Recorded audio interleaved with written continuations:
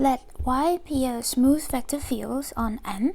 We want to define the notion of the derivative of y. Let's take a point P on M, for example. How should we define the derivative of y at P? The derivative should capture how this vector field is changing, right? But the thing is changing in which direction, because there are so many directions. So let's say what we want is how a vector field y change along a curve gamma. Let's fix the curve gamma starting at P.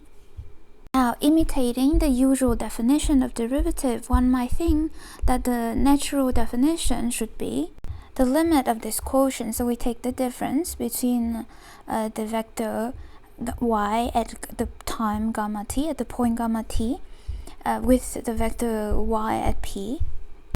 Right, divided it by time, and then we take the limit as gamma t get closer and closer to P. So that's what we would expect, but there's some problem with that. Do you notice the problem? Well, the problem is this expression does not make sense. This drawing is a bit misleading because these vectors actually belong to different tangent spaces. Right, yp lie in the tangent space at P, and y gamma t lie in the tangent space at gamma t. So this expression doesn't really make sense. However, there is a way to fix this. What we will do is that we're gonna transport this vector here to this tangent space.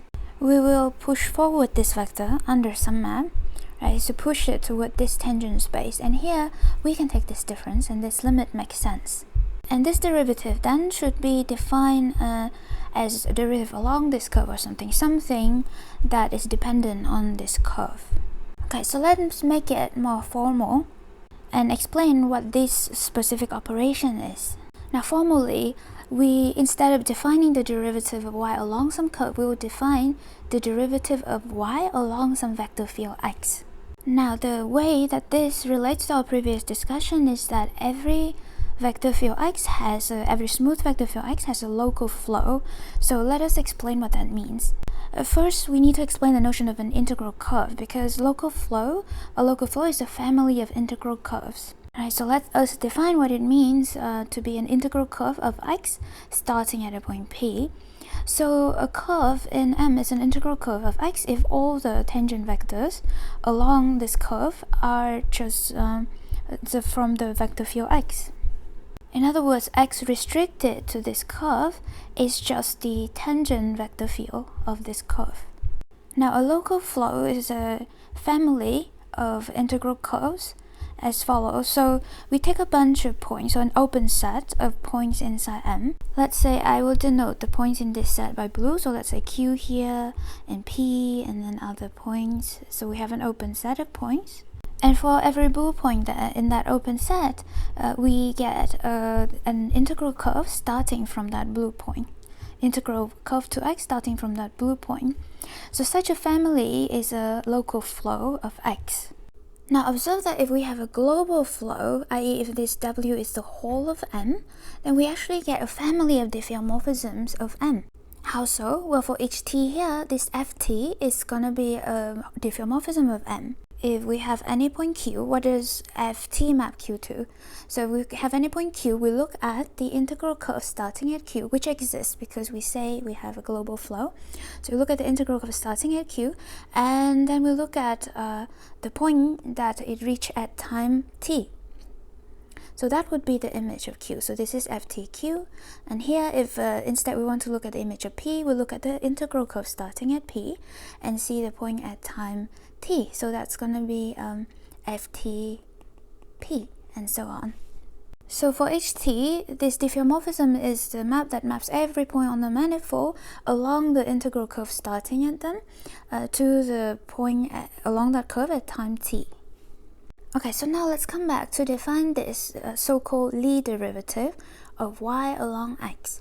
We just mentioned that x has a local flow.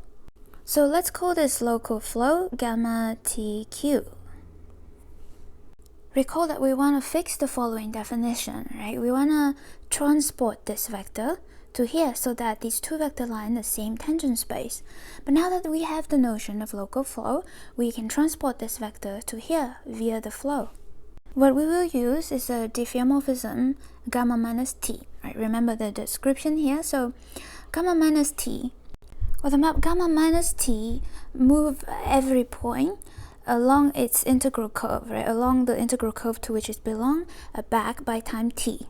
So in particular, it would move the gamma t back to p here, and thus as an induced map on tangent spaces, it will map this tangent space here, right? Tangent vectors here, back to tangent vectors in here. Again, as a map on the manifold is gamma minus t, will send this point, gamma t, to p, and it induces a map on the two tangent space, so it will push forward this vector to this blue vector, and now we can subtract this vector, which is the blue vector, from the vector yp, right? And with that, and then we can take the limit. So we have a well-defined notion of limit of vector field. One can check that this is local. Our last remark is that this derivative turns out to be something very familiar. It's called the Lie bracket of x and y, and we'll discuss that next.